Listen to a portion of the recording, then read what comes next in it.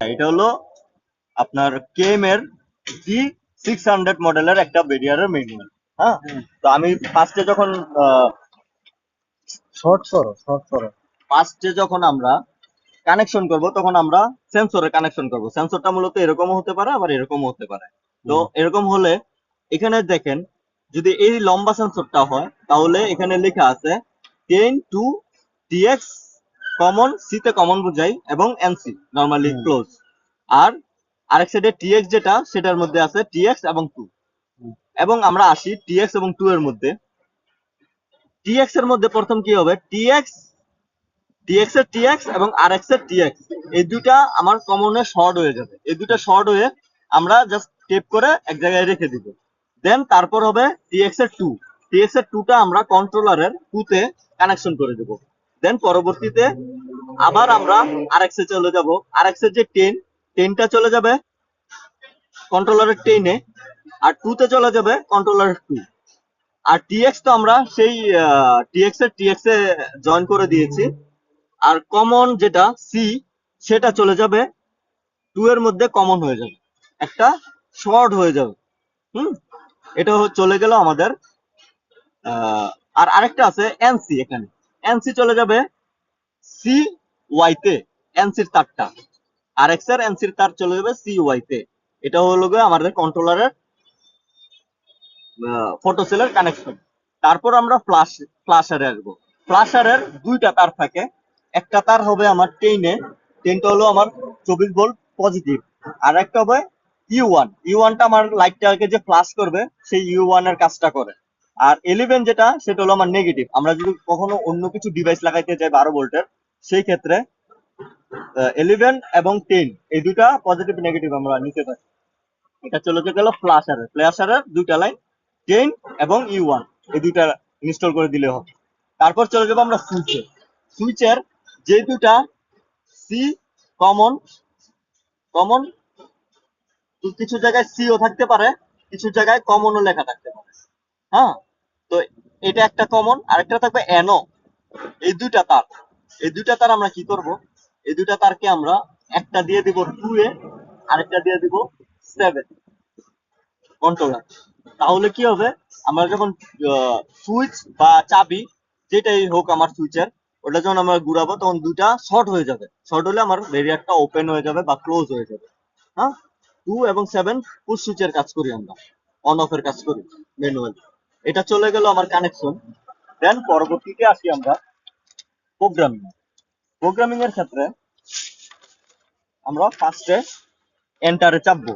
এখানে এন্টারে চাপ দিব।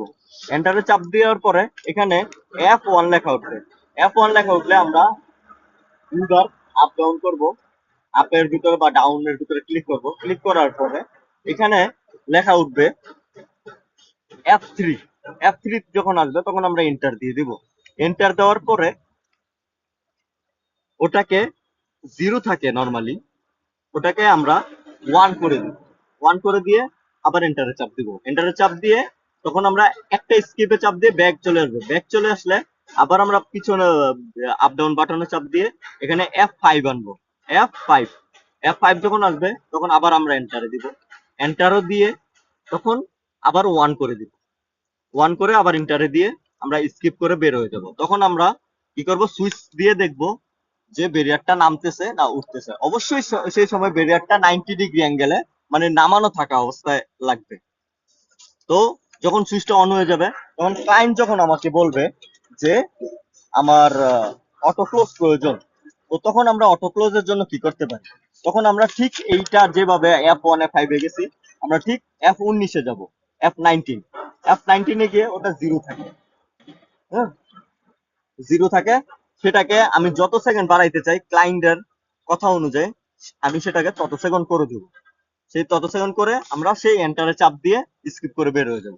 এটা হলো গিয়ে আমার অটো ক্লোজার সিস্টেম। এবং আমি যদি সেটাকে, আমার সব প্রোগ্রামিং ফেল করতেছে, আমি এটাকে রিসেট করতে চাই, সেই ক্ষেত্রে কি করব, সেক্ষেত্রে আমরা এন্টারে চাপ দিব। আবার এন্টারে চাপ দিয়ে ইউ1 লেখা আসবে। ইউ1 ইউ1 ইউ1 এ যখন আসবো তখন আবার এন্টারে চাপ দিব। এন্টারে চাপ দিলে তখন সেটা 0 থাকবে। জিরো করে জিরো যখন থাকবে তখন আমরা আপ ডাউনে প্রেস করে সেটাকে ওয়ান করে দিব। ওয়ান করে দিয়ে ইন্টারে চাপ দিয়ে স্কিপ করে আমরা বের হয়ে যাব। স্কিপ করে যখন বের হয়ে যাব তখন ব্রেকারটারে অফ করে আবার 10 সেকেন্ড পরে অন করব। অন করলে আমার টোটাল ফাংশন অফ হয়ে গেছে, মানে আমার প্যারামিটার রিসেট হয়ে গেছে। যেমন এইটা এই যে আমার প্যারামিটার, এই যে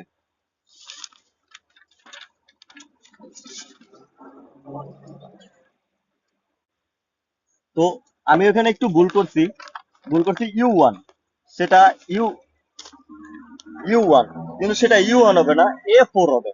প্যারামিটার রিসেট সেম প্রসেস, কিন্তু এ 4 হবে। ইউ ওয়ানে আমরা রিমোট অ্যাড করব।